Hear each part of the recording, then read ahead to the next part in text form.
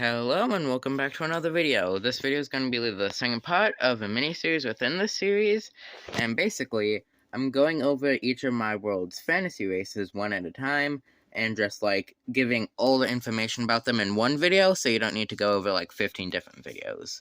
And this one's going to be about the Honvians. So, first off, I'm just going to tell you what they look like and stuff. So I just drew all of them with the same skin tone and stuff because I'm mainly trying to show the wings, but they also have a variety of skin color, basically the same as humans. So they look like this, they got big wings, and they're not behind them, they're not on their back, they're attached to the arm kind. It's it'd be really hard to draw, and I can't do it physically, so it's hard to describe, but it's kind of connected to the arm. And then also, sometimes they have feathers up there near their neck, but sometimes they get it plucked. Most of them do, because it's fashion and stuff, shaving your legs and stuff. And they come in a wide variety of colors. The most common is the tan, the brown, and the gray. And then there's the dark brown or black, as they call it, and the scarlet. And then there's white, and then very rarely there's this blue teal one. So that's the main variety in color. And here I actually have a little sheet going over it. So I have all the names. And then down here I also wrote some stuff. Because each different wing color, it seems pretty obvious in my head that they'd have their own kind of stereotypes attached to them. Just like how the deep south of the US has their own stereotypes, and so does the New England, and so does the Midwest, and so does the West. So yeah, they're just associated with an element, and then a different personality style and stuff. You can pause and look at that a bit more if you wanna. So yeah, the Honvians mainly live in these two nations of Kush and Kunor. However, because they have a much better relationship with humans, and humans live all over the place, so do the Honvians. But the Honvians do prefer colder climates, so you won't really see them in the middle, but you will see them more lower down and higher up. I'm not sure why exactly I associate birds with cold climates, I just kinda do.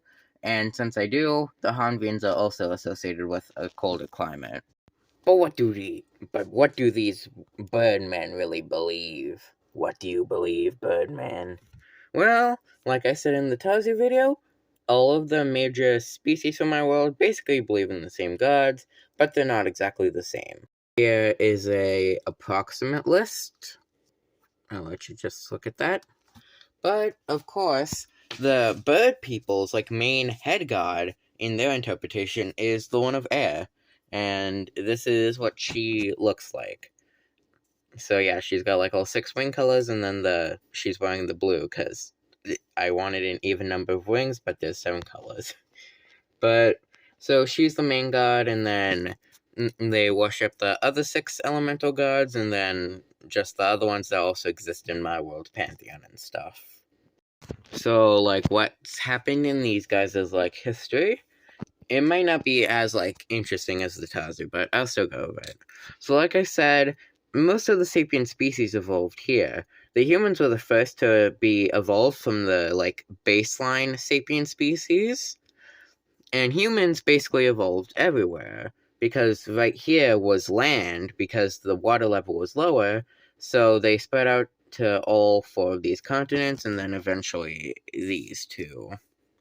But the Honvians were developed more so in this area, hence why their their 2 almost fully nations are in this continent.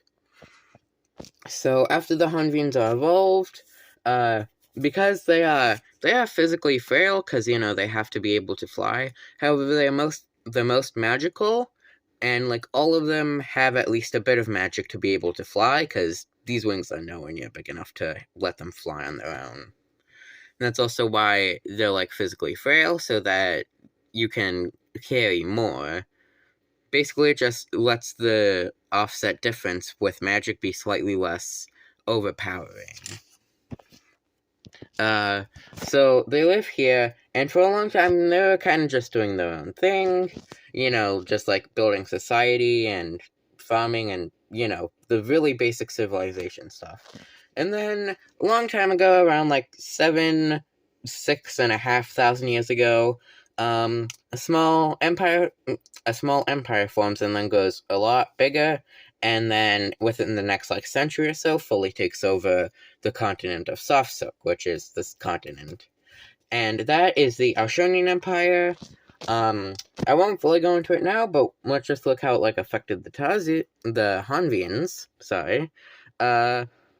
Basically, the Aushonian Empire was created by a guy who was like enslaved to like people, and then he became not the first, but like the first like really well recorded mage in history. Because there were other mages, but back then they didn't they didn't have like censuses and stuff, and a lot of the records have been lost to time.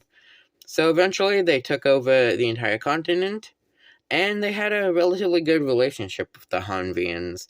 They do like trading and stuff, and while they were kind of part of the empire, they were also kind of not. It was a complicated situation. And that was fine for them until eventually, long story short, a big bad thing comes and basically wipes out the empire within like a month. Which, remember how big this continent is, and remember they didn't have like cars and stuff. So in a month, this mysterious force just completely destroyed the empire. And that also included these guys. However, they were kind of able to fend him off. Long story short, it was a guy who was really mad and also a god, so he wiped out all the towns. He was going to wipe out the capital, and then wipe out these guys, and then wipe out the rest of the world. But he was stopped here, so the capital still survived, even though most people were dead already, and the Honvians survived, because he knew there would be like a bigger challenge than the humans. So that happened, and, it felt bad, but, like, it didn't affect them as much as, the thousands of people that were killed. But anyway, so yeah, they just kind of stayed there for the next while, and that's basically it. The history isn't as, like, engaging or surprising as the Tazu, but, yeah, it's what it is. So, for the final segment of this video, let's go over just a bit of the miscellaneous, like, some of their daily life stuff. So this is kind of what a bigger city would look like, with all the buildings and then the capital in the center surrounded by a moat. Here's kind of what it looks like from the ground. Most people in these towns would be like specialty jobs, so there'd be like artisans and smiths and like traders and stuff like that. Basically, most of the non-farmers. And then they'd also have smaller villages, which were basically just farmers. Basically just the same thing as humans, because unlike the Tazu, Honvians are much more human-like in their culture than the Tazu are.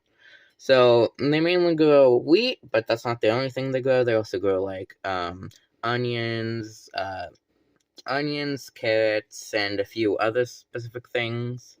And then also they grow this magic fruit, which I showed you in the previous video, but the entire point of this video is to be watched on its own. So here's a little animation explaining how it works. Basically, it's just a magic plant, and then right before it dies, it sprouts like a leaf to give off its seeds.